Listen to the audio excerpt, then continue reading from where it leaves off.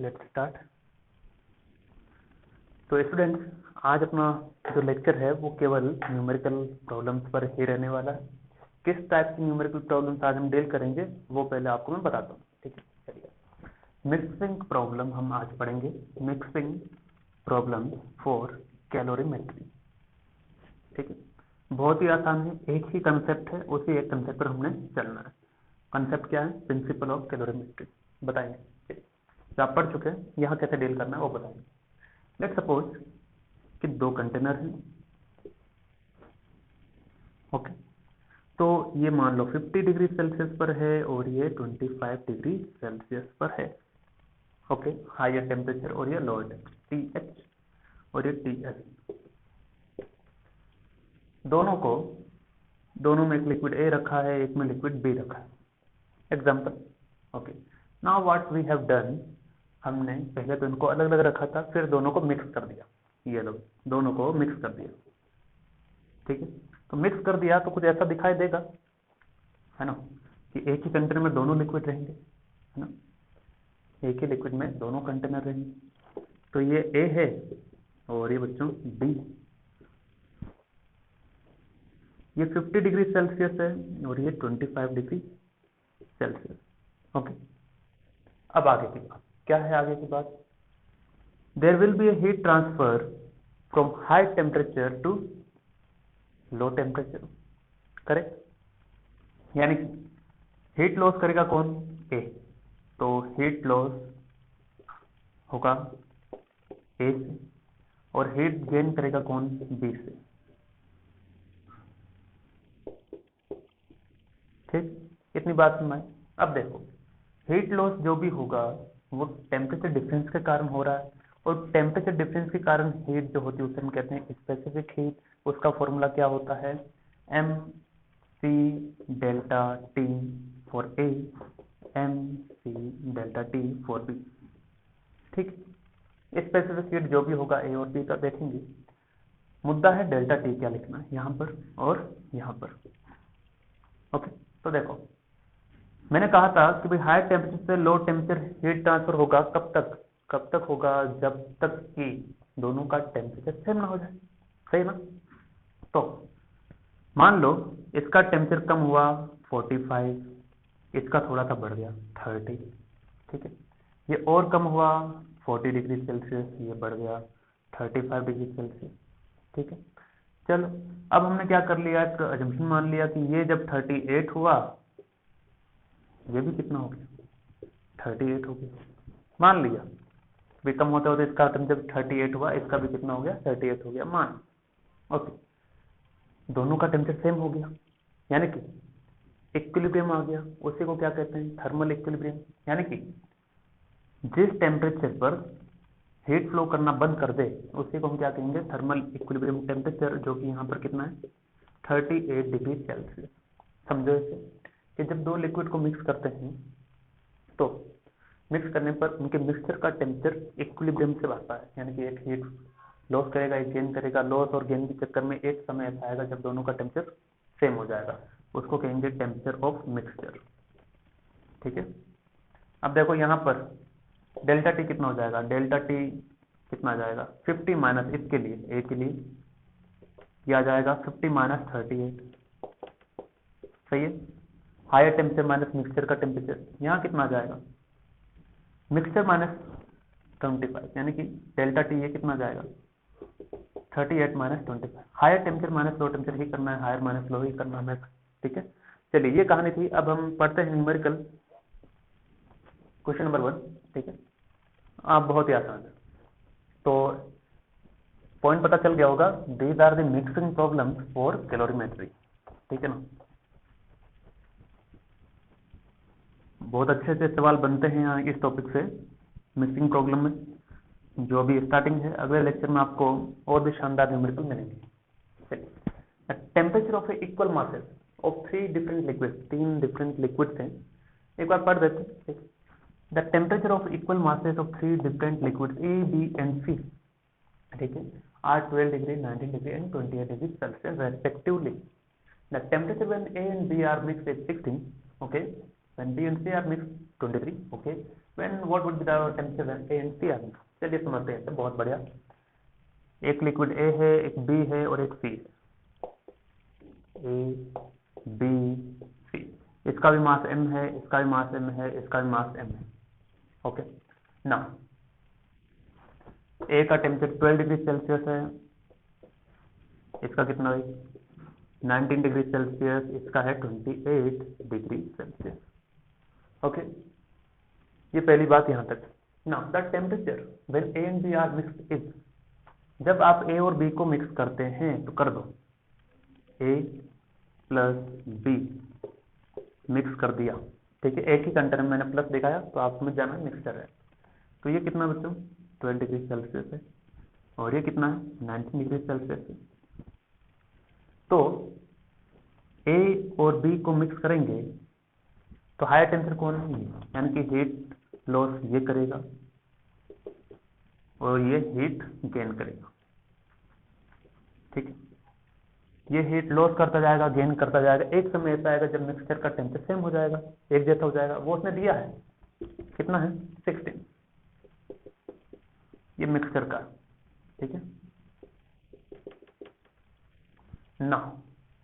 Principal of calorimetry क्या कहता है बच्चों, प्रिंसिपल ऑफ कैलोरीमेट्री कहता है कि जितना हीट लॉस हुआ है उतना ही हीट गेन होगा। तो by principle of calorimetry solution थोड़ा बड़ा हो सकता है लेकिन बहुत ही आसान है, ठीक है। Heat loss is equal to heat gain. Okay, well and good, heat loss heat gain. इसका स्पेसिफिक हीट कैपेसिटी मान लो Ca, इसका Cb। Okay now heat loss ये वाला Mc, मास सबका सेम है M, इसका स्पेसिफिक हीट कितना Cb है। अच्छा चलो अब ये और ऐसे ही लिखते हैं, ये बी वाले के लिए, ये MC डेल्टा टी ए वाले के लिए, ठीक। अब देखो मास दोनों का सेम है तो मास में कोई टेंशन नहीं, स्पेसिफिक हीट दोनों का हमने अलग अलग मान लिया तो सी बी ये हो गया, ये हो गया सी ए, ठीक है। अब रह गया बात डेल्टा टी की। डेल्टा टी इसने हीट लॉस किया, यानी कि इसका खुद का टेम्परेचर ज्यादा है इससे। अब इसके रेस्पेक्ट में डेल्टा टी लिखना है, मिक्सचर कितना आ जाएगा 19 माइनस 16, ठीक है। तो हीट लॉस जब कर रहा है तो टेम्परेचर डिफरेंस कितना M C B delta T, इसका लिए कितना आ जाएगा 19 माइनस 16।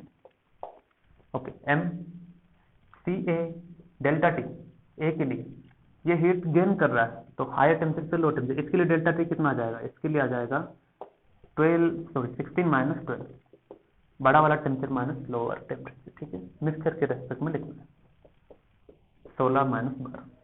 चलो खत्म हो गया, अब तो एम से एम कैंसिल हो गया, ठीक है। मैं ये मिटा दे रहा हूँ थोड़ा सा,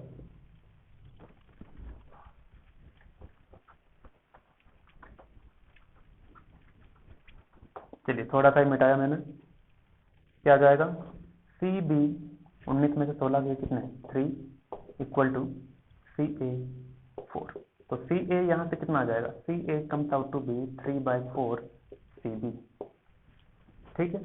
यानी कि जब आप ए और बी को मिक्स करेंगे तो सी ए का वैल्यू 3/4 सी बी आएगा, ठीक है। इतना हमें मिला, यही मिला। ओके, तो ये मिटा देते हैं, यहाँ अलग से लिख लेंगे, है ना, अगर जरूरत हुई तो काम में ले लेंगे उससे, ठीक है ना। चलिए, तो C A is equal to 3/4 C B, बहुत बढ़िया, ठीक है। अगला पढ़ते हैं, ए और बी को मिक्स किया 16 हुआ, बी और सी को मिक्स किया कितना 23, ऐसा उसने खुद कहा है, चिल्ला चिल्ला करके कहा है, तो हमने चिल्ला चिल्ला करके सुना भी है।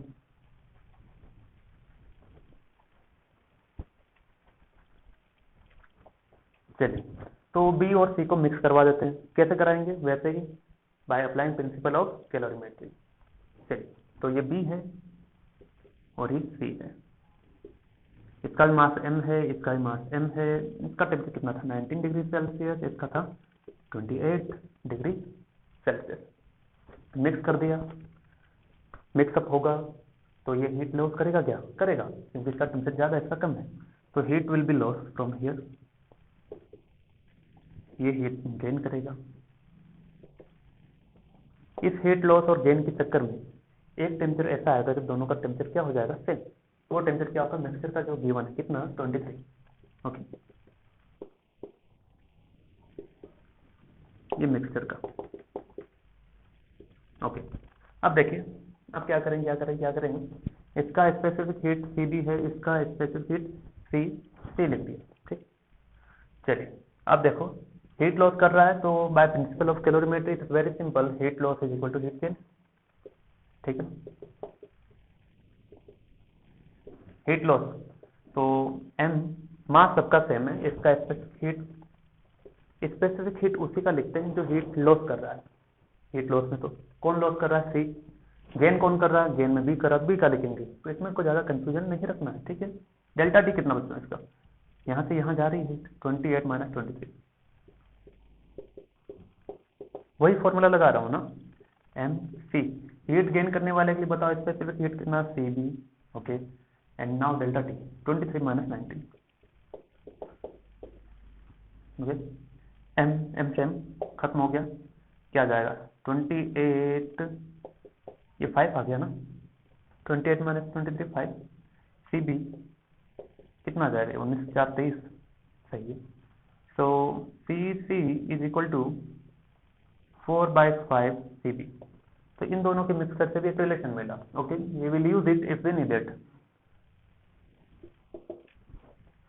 4/5 सी बी। नेक्स्ट क्या है, नेक्स्ट कुछ ऐसा है, अगर बढ़ते हैं उसमें आगे क्या है, उसमें आगे ये दिया है कि अगर आप ए और बी को मिक्स कर रहे थे, कुछ घटना हुई, उसने टेम्परेचर दे दिया, बी और सी को मिक्स किया तो टेम्परेचर दे दिया। Now he is asking for what would be the temperature of mixture if A and C are mixed. समझे, इस बार मिक्सचर का टेम्परेचर नहीं दिया है, नहीं दिया तो हम क्या करेंगे, मान लेंगे कुछ। तो हियर इज ए और टेम्परेचर कितना 12, सी ये रहा 28, इसका स्पेसिफिक हीट कैपेसिटी सी, इसका सी। ओके, ना हायर टेम्परेचर से लोअर टेम्परेचर जाएगा, यानी कि ये हीट लॉस करेगा, ये हीट गेन करेगा। बहुत बढ़िया। अब क्या करें, अब देखो, इसके हीट लॉस करने के चक्कर में, इसके हीट गेन करने के चक्कर में एक टेम्परेचर ऐसा आएगा बीच में जब दोनों का टेम्परेचर सेम हो जाएगा, जहां पर हीट फ्लो करना बंद कर जाएगा। ठीक है, तो वो टेम्परेचर हमें नहीं पता, तो मान लिया वो टी है, और T we have to find, यही क्वेश्चन मार्क है। ठीक है, टेम्परेचर ऑफ मिक्सचर हमने माना, लिख लेना, we have assume temperature of mixture T. Okay, now same, heat loss is equal to heat gain. Heat loss कितना, M C delta T, M C किसका, सी का, delta T 28 minus T, 28 minus T. अभी पता चला ना कि इतना important क्यों था वहां पर पहले ये चीज का, मिक्सर वाले टेम्परेचर का। ठीक है ना, okay, now M C D delta T, T minus 12, क्योंकि हमने चीज पढ़ी है मिक्सचर का टेम्परेचर हायर टेम्परेचर से ज्यादा नहीं हो सकता और लोअर टेम्परेचर से कम नहीं हो सकता। चलिए, याद होगा आपको, देख लेना पिछले वाले नोट्स उठा करके, याद आ जाएगा। So here it is T minus 12, बड़ा टेम्परेचर माइनस छोटा टेम्परेचर, बड़ा टेम्परेचर माइनस छोटा टेम्परेचर, यही करना, नो कंफ्यूजन। ठीक है, अब देखो, सी सी सी बी, दो अननोन, सी खुद अननोन, तीन, एक इक्वेशन तीन अननोन, क्या करते हैं, सी ए सी बी, सी ए और सी सी का वैल्यू हमें पता है, पुट कर देते हैं, क्या पता बात बन जाए, है ना। तो सी सी का वैल्यू पुट करो, 4/5 C B 28 minus T. Okay, good. और यहाँ पर कितना है, ये सी ए है ना, सॉरी यहाँ पर सी ए था, है ना, सी ए है, ए लिया ना मैंने, बी लिख दिया, गलत था। ओके, सी ए का वैल्यू कितना आ जाएगा, 3/4 सी बी टी माइनस 12। अब देखो सी बी से सी बी चल बसा तो चलने दो, है ना। अब क्या करेंगे, इसको सोल्व कर लेंगे। कैसे सोल्व कर लेंगे, ये ऐसे सोल्व करेंगे, देखो इसको, ये बचेगा 4/5 28 minus T is equal to 3/4 T minus 12। तो इसका मैं फाइनल आंसर बता देता हूँ कितना आएगा, ठीक है ना। आप सोल्व कर लेना, अब तो क्या है कि क्वेश्चन है, सोल्व कर ही लोगे, कोई बड़ी बात नहीं। चलिए ये आ जाएगा आपका 20.25 डिग्री सेल्सियस, ठीक है। इसको सॉल्व करने का और ये आंसर आ जाएगा, नहीं आया तो मुझे बता देना। चलिए अगला क्वेश्चन करते हैं, ऐसा ही है, कुछ अलग नहीं।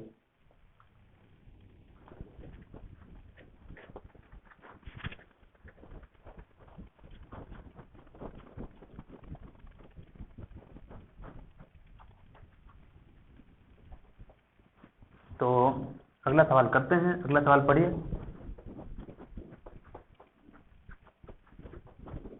अच्छा आज आपका स्वागत नहीं किया गया लेक्चर में, भूल गया ना। चलिए स्वागत है आप सभी का आज के लेक्चर में, जो कि आधा खत्म होने आया। The reading of the thermometer of A mass 0 point, मतलब क्या है कि एक मास है किसी सब्सटेंस, कोई सब्सटेंस है जिसका मास कितना दिया 0.050 kg, ठीक है। ये कोई सब्सटेंस है जिसका मास है कितना 0.0550 kg है, और इसका स्पेसिफिक हीट कैपेसिटी भी दिया कितना 0.837 किलो जूल पर किलोग्राम केल्विन है। तो the reading of thermometer of mass and specific heat कितना 15 डिग्री सेल्सियस, यानी कि थर्मोमीटर लेकर आए और एक सब्सटेंस का जिसका मास कितना इतना है, स्पेसिफिक हीट इतना है, थर्मोमीटर ला करके रीडिंग हमने नोट किया। तो थर्मोमीटर दिखा देते हैं ऐसा,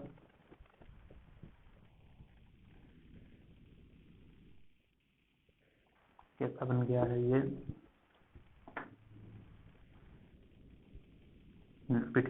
चलिए ये थर्मोमीटर है, इसने टेम्परेचर नोट किया कितना 15 डिग्री सेल्सियस, ओके। नाउ अब क्या किया, it is then completely immersed in 0.300 kg of water. अब हमने पास एक दूसरा केस दिया है कि पानी है जिसका मास कितना 0.300 kg ऑफ वाटर। तो इसमें क्या किया,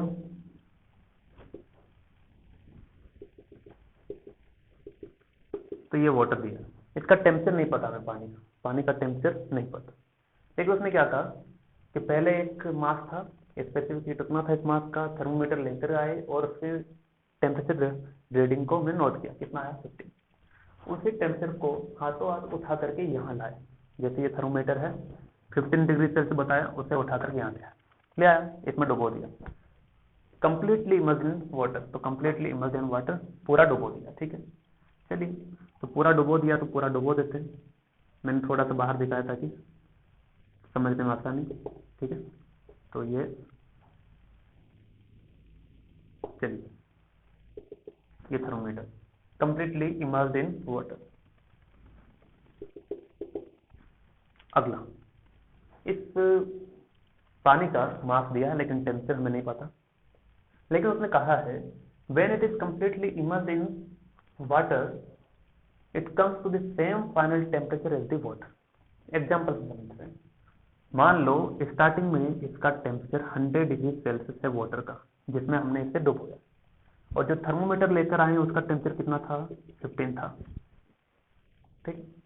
अब देखो ये हायर टेम्परेचर पर है पानी, ये एग्जांपल के तौर पर, ठीक है, अभी कंफर्म नहीं में टेम्परेचर कितना है, 100 डिग्री सेल्सियस है पानी का और ये लो टेम्परेचर पर है। तो क्या होगा, there will be a heat flow from higher temperature to lower temperature, यानी कि पानी क्या करेगा, थर्मोमीटर की तरफ हीट फ्लो करवाएगा, ठीक, जिससे थर्मोमीटर का टेम्परेचर बढ़ेगा, यानी कि रीडिंग वो ज्यादा मेजरमेंट करेगा, यानी कि 100 से ये 19 होगा तो ये 25 हो जाएगा 15 से बढ़ करके, सही है ना। पहले ये 15 था, अब 25 हो जाएगा, फिर ये 18 होगा तो ये 35 हो जाएगा, ठीक है, ऐसा कुछ। लेकिन ये तो टेम्परेचर हमें पता ही नहीं, तो नहीं पता है तो क्या करते हैं कि मान लेते हैं कि स्टार्टिंग में टेम्परेचर, या फिर थोड़ा और समझो, 19 से 80 हुआ, ये 35 हुआ। फिर एक समय ऐसा आया जब मान लो कि ये 50 डिग्री सेल्सियस हुआ और ये भी कितना हो गया बच्चों, 50 डिग्री सेल्सियस। तो मिक्सचर का टेम्परेचर क्या हो गया, सेम हुआ ना, कोई हीट फ्लो नहीं होगा। लेकिन ये तो एग्जाम्पल में था। अब कहानी क्या, उसने कहा है कि आपको इनिशियल टेम्परेचर पता ही नहीं, पानी का नहीं पता है, तो मान लिया T है, ठीक है। टेम्परेचर ऑफ वाटर कितना मान लिया, T है। अब देखो, अब उसका आगे क्या कहना है, उसका आगे ये कहना है, it comes to the same final temperature. जब पानी में डुबोते हैं तो इसका थर्मोमीटर का जो रीडिंग है टेम्परेचर वही है जो पानी का होता है, ठीक है, same. If the thermometer read 44.4 degree Celsius, यानी कि पहले उसका टेम्परेचर कितना था, 15 था। अब उसका फाइनल वो रीडिंग कितना बता रहा है, 44 डिग्री सेल्सियस, ठीक है ना। चलिए, यहां तक हमने देख लिया था कि इसका टेम्परेचर कितना हो जाता है, 44, यानी कि इनिशियली 15 था, इसका टेम्परेचर हमें पता नहीं, लेकिन जब भी इसको कांटेक्ट में लाया तो इसका टेम्परेचर फाइनल कितना, 44.4 डिग्री। तो ये टेम्परेचर कौन सा है, ये मिक्सचर वाला टेम्परेचर है, यानी कि पहले ये T रहा होगा, फिर इसने हीट लॉस किया, फिर T से कुछ कम हुआ होगा, फिर कुछ कम हुआ, तब ये 44.4 डिग्री सेल्सियस पर पहुंचा, और ये भी बढ़ते हुए कितने पर पहुंचा, 44.4 डिग्री सेल्सियस पहुंचा। तो that is the temperature of mixture. 44.4 क्या है, टेम्परेचर ऑफ मिक्सचर है। तो आपको बताना कि इसका टेम्परेचर कितना रहा होगा, है ना। नो डाउट ये ज्यादा ही रहा होगा, तभी तो उसने हीट लॉस किया है, तब जाकर उसका टेम्परेचर बढ़ा, है ना। तो ऐसे हमने चीजों को समझा। अब इसमें सवाल करते हैं, इसका कुछ डाटा दिया है, जरूरत रही तो हम ले लेंगे, है ना। चलिए, तो T है temperature of water, we don't know, ठीक है। मिक्सचर का टेम्परेचर कितना है, 44.4 degree Celsius. Okay, heat loss equal to heat gain, एक ही चीज हम पता है कैलोरीमेट्री के अंदर, heat loss equal to heat gain. चलिए, तो heat loss is equal to heat gain. Heat loss यानी कि MC delta T, important. Heat loss कौन कर रहा था, पानी कर रहा था, तो पानी का स्पेसिफिक हीट आएगा, ठीक है, डेल्टा T इक्वल टू, ये वाटर लिख लो सीधा, equal to heat gain. Heat gain कौन कर रहा था, थर्मोमीटर कर रहा था, तो MC डेल्टा T, और ये थर्मोमीटर, करेक्ट। चलिए, अब देखो क्या करें, डेल्टा T क्या लिखें,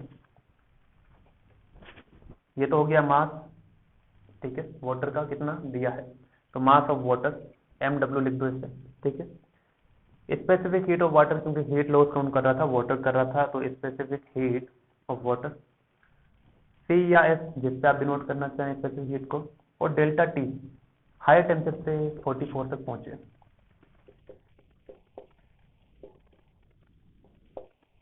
ठीक है, इज इक्वल टू क्या,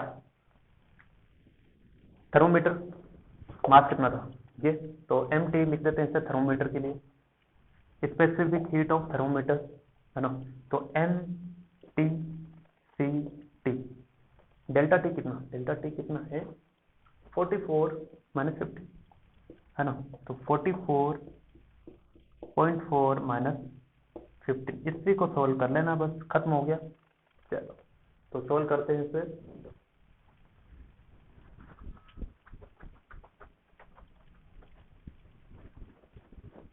बढ़े आराम से। तो मास ऑफ वाटर इसे एक बार लिख देते हैं, MW CW कितना हो गया, CW मतलब क्लास वर्क नहीं है, ये स्पेसिफिक हीट ऑफ वाटर है। चलिए, यहाँ आ जाएगा क्या, MTCT, T फॉर थर्मोमीटर लिखा है ना। चलिए, क्या आ जाएगा, मास ऑफ वाटर कितना है, 0.300, CW गिवन है 4.2, किलो जूल पर किलोग्राम केल्विन। ओके, देखते हैं किसी को किसी में कन्वर्ट करने की जरूरत पड़ेगी तो देखते हैं। मेरे ख्याल से जब पड़ जाएगी। mt मास ऑफ थर्मोमीटर कितना है 0.0550 इंटू ct कितना 0.837, नहीं पड़ेगी क्योंकि दोनों तरफ से स्पेसिफिक हीट है तो खेल खत्म कर जाएगा। और ये कितना बच जाएगा 44, यानी कि 15 30 हो गए कि 29.4 समथिंग बच जाएगा शायद तक। ठीक है, जो भी बचेगा लिख लेना। चलिए इसको क्या करना है, सोल्व करना है। तो इसको सोल्व करने पर जो आपका फाइनल आंसर आएगा वो मैं बता दे रहा हूँ। ये आ जाएगा कंप्लीटली 45.5 डिग्री सेल्सियस के आसपास। इसमें आंसर आ जाएगा आपका फाइनल कितना, T equal to 45.4 degree Celsius. इसको सोल्व कर लेना और आंसर आता है या नहीं आता है क्रॉस चेक करवाइए। ठीक है, 45.5 डिग्री सेल्सियस। चलिए इसी के आसपास कुछ आएगा। ठीक है, एक सवाल और करते हैं, ये मिक्सिंग ऑफ प्रॉब्लम्स पर ही। ठीक है, तो आज हम अंतिम पड़ाव पर पहुंच गए हैं। तीसरा सवाल मिक्सिंग का क्या है। An electrical heating coil was placed in calorimeter. तो एक कैलोरीमीटर है जिसके अंदर electrically heating coil was placed in calorimeter containing 360 gram of water at 10 degree Celsius. मतलब क्या है देखते हैं कि एक कैलोरीमीटर है। तो कैलोरीमीटर एक ऐसा डिवाइस है जिसके अंदर हम क्या करते हैं, मिक्सिंग करते हैं सॉलिड का लिक्विड का। ठीक है, अब उसके अंदर पानी है, तो पानी है तो दिखा दिया, पानी ऑलरेडी है। उस पानी का मास कितना है 360 ग्राम। और टेम्परेचर कितना है, टेम्परेचर एट 10 डिग्री सेल्सियस ना। अब इसने कहा है an electrically heating coil was placed in calorimeter. इस कैलोरीमीटर के अंदर कोयल को रखा गया। कोयल मतलब वायर वगैरह। ठीक है, यानी कि हीटर देखा आपने, हीटर क्या करता है कि इलेक्ट्रिकल सप्लाई लेता है, उसके अंदर जो हीटिंग कोयल होती है वो हीट जनरेट करती है। वैसा ही कुछ इलेक्ट्रिकली हीटिंग, यानी कि जो इलेक्ट्रिकली हीटिंग कोयल यानी कि एसी कोयल जो इलेक्ट्रिकल सप्लाई ले और हीट जनरेट कर दे।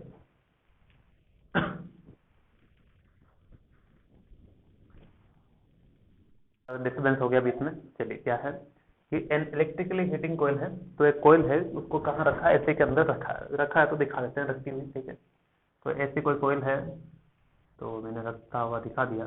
ठीक है, अब किस तरह से रखी है उसके ऊपर नहीं जाना है, रखी है बस हीटिंग कोयल।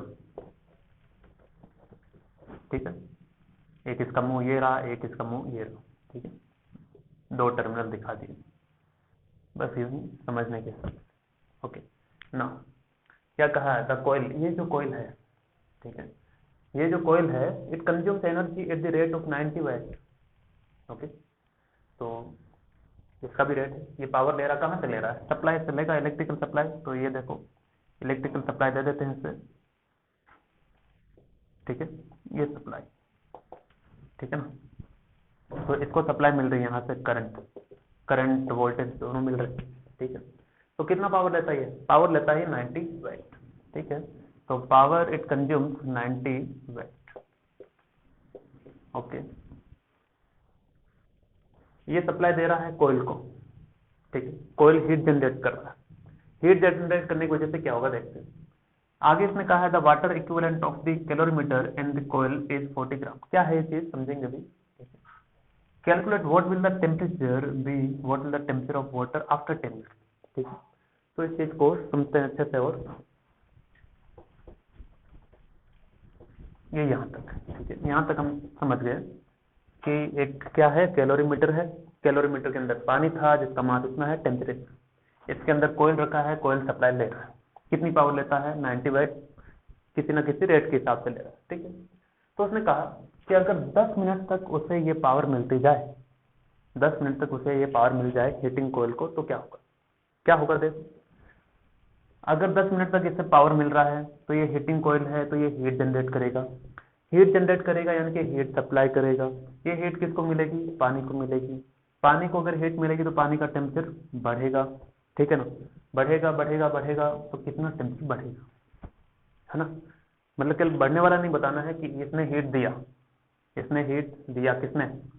कोयल ने हीट दिया और वाटर ने गेन किया, तो coil will lose the heat, heat loss, ये हीट गेन करेगा। अब हीट लॉस और गेन के चक्कर में एक टेम्परेचर ऐसा आएगा जब दोनों का टेम्परेचर क्या हो जाएगा? सेम हो जाएगा।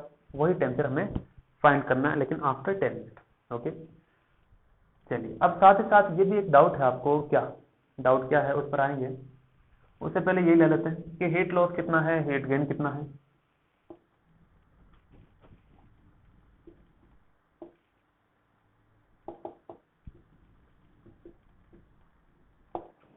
तो हीट लॉस कौन कर रहा है? कोयल। कोयल को एनर्जी कहाँ से मिल रही है? कोयल को मिल रही है सप्लाई से, ठीक है। तो इसे मैं कह देता हूँ Q1, इसे मैं कह देता हूँ Q2, ठीक। ऐसा कहा तो इससे कहने से क्या हुआ, देखो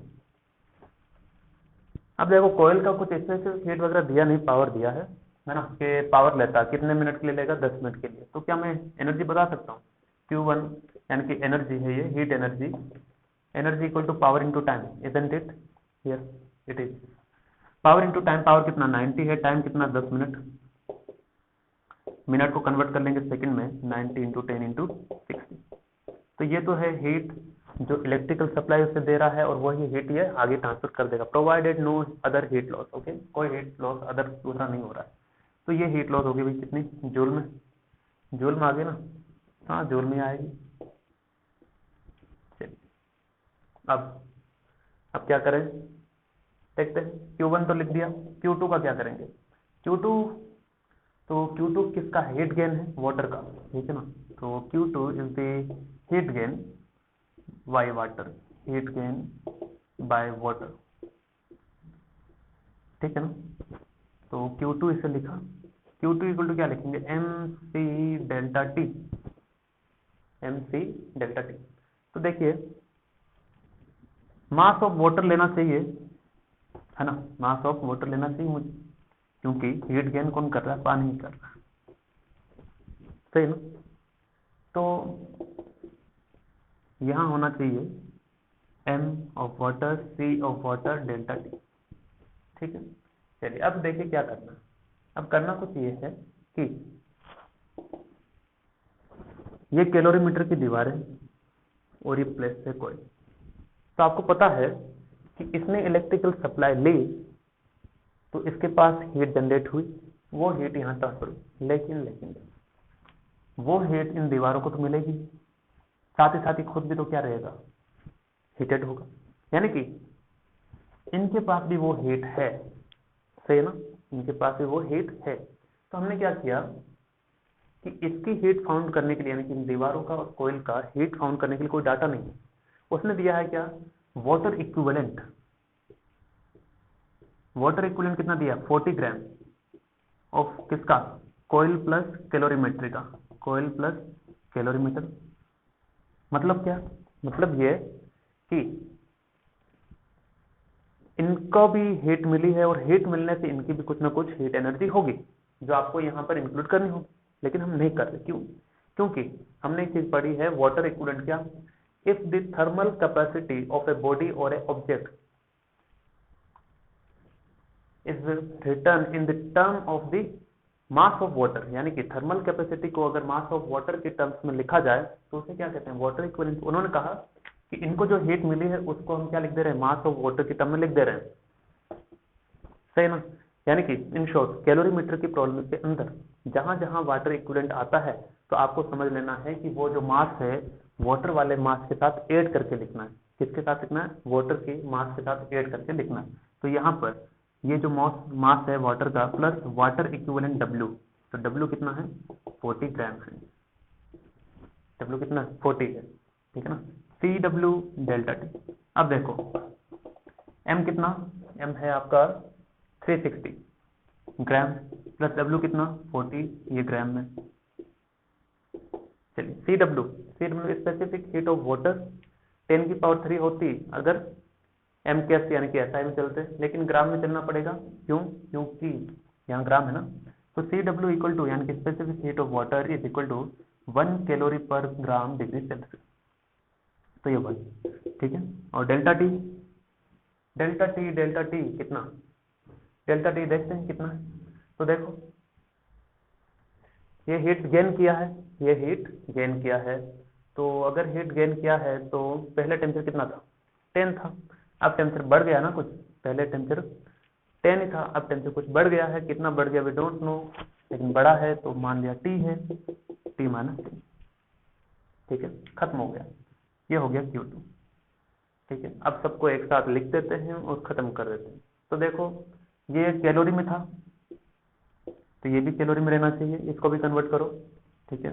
कितना आ जाएगा ये देखो, ये तो जूल में है अभी, 9 4 जा 9 6 जा 54 000 जूल, ठीक है। और जूल को अगर कन्वर्ट करना हो कैलोरी में तो डिवाइडेड बाय 4.2, 4.2 से डिवाइड कर दो, ये कैलोरी में आ गया, सही है ना। और फाइनल आंसर कितना आ जाएगा डिवाइड होकर के, आपको मैं बता देता हूँ। इसका आंसर आएगा 12,857 कैलोरी, यानी कि 12,857 कैलोरी, ठीक है। ये इतना Q1 आएगा। तो Q1 और Q2 दोनों अपने सामने हैं, सोल्व कर लेंगे। अब मिटा देते हैं इसे।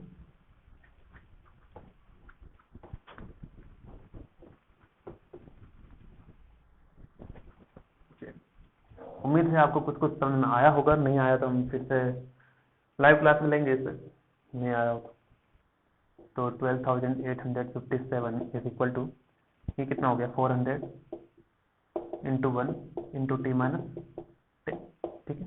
तो इसको सोल्व कर लेंगे, इसको सोल्व करेंगे तो फाइनल आंसर कितना आ जाएगा, फाइनल आंसर आ जाएगा अपना 42.14 डिग्री सेल्सियस।